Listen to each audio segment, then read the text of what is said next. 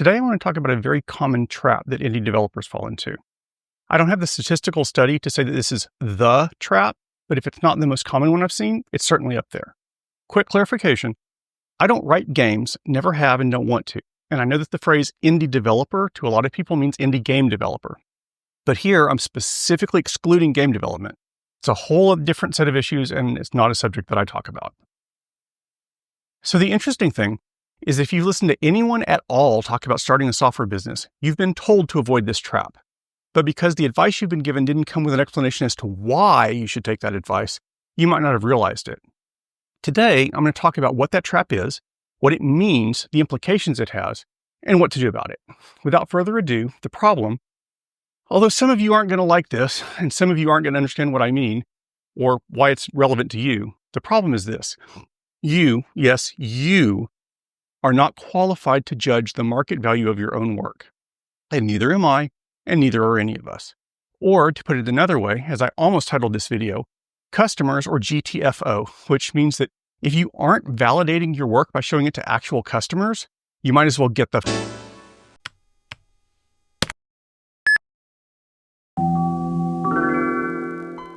This is the Internet of Bugs. My name is Carl. I've been a software professional for 35 plus years and making this YouTube channel for just over a year now. And today I'm going to talk about the concept of a minimum viable product, but more importantly, why that advice is so common and the trap it's trying to get you from falling into. It's important to understand that knowing a fact does not inherently give you the ability to apply that fact. For example, my undergraduate degree is in physics. I could give you a set of physics equations and even a cheat sheet that defines what the variables are and describes what all the equations mean. And I could make absolutely sure that every equation needed to get a perfect score on one of the final physics exams I took my senior year was on that sheet. But that would not give you the ability to pass that exam. Honestly, more than 3 decades after the last time I took a physics exam, that sheet of equations probably wouldn't be enough for me to be able to pass that exam now either. This is why, for example, knowing how to regurgitate a simple algorithm implementation in a response to a LeetCode code interview problem seems to convey no ability whatsoever to debug a problem in a production system that's based on that same algorithm. And that's one of the reasons that AI just doesn't seem to be able to reliably apply concepts, even though when you ask it, it's perfectly able to give you the definition for those concepts. Okay, so a minimum viable product is the simplest and smallest version of what you are trying to build that anyone else would find useful enough to care about. I've talked about it several times on this channel, and a search for that phrase seems to return something like 738,000 videos here on YouTube.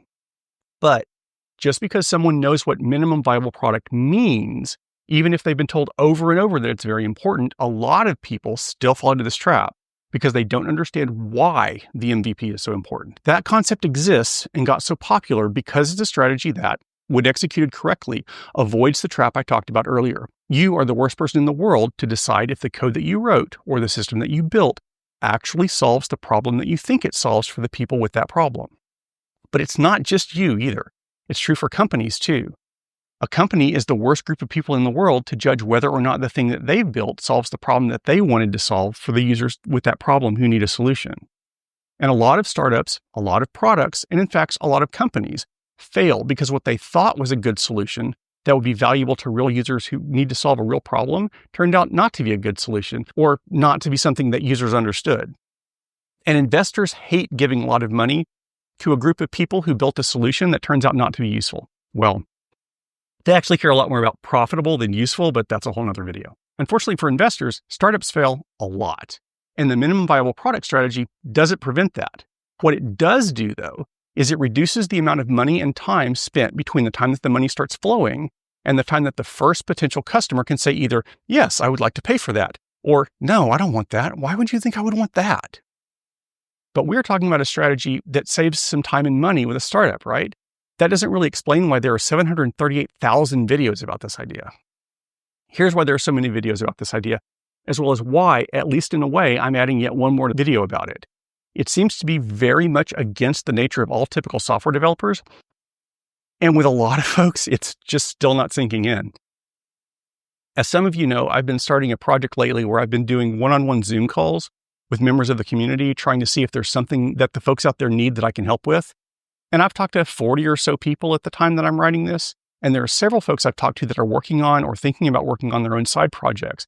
but only a very small percentage of those are actually going through or mention needing to go through an actual MVP stage. And some people actually told me, unprompted, that because of some excuse or other, they were special and they didn't need to do an MVP. Now, unfortunately, this is normal. The temptation to keep working on something far past the point where you should have realized it was viable and ready to release is very common. Rejection is always painful and potential rejection is scary, and people don't like putting themselves in a position where they can get rejected. If you keep telling yourself that you're not quite ready to show it to people yet, then you can avoid the potential pain of getting rejected. But you're only fooling yourself, and you're just making it harder for you to be able to adjust to whatever feedback that you actually get. A long time ago, I had a couple of friends who wanted to talk to me about a business idea they'd had. They had built this really complicated and really powerful and honestly kind of cool tool to measure server performance and find performance bottlenecks and et cetera, et cetera, et cetera. And their idea was that they were going to use this tool and all the work they had put into it to make it easier for them to get consulting projects, doing performance tuning of enterprise server networks. This is back when enterprise server networks were a thing.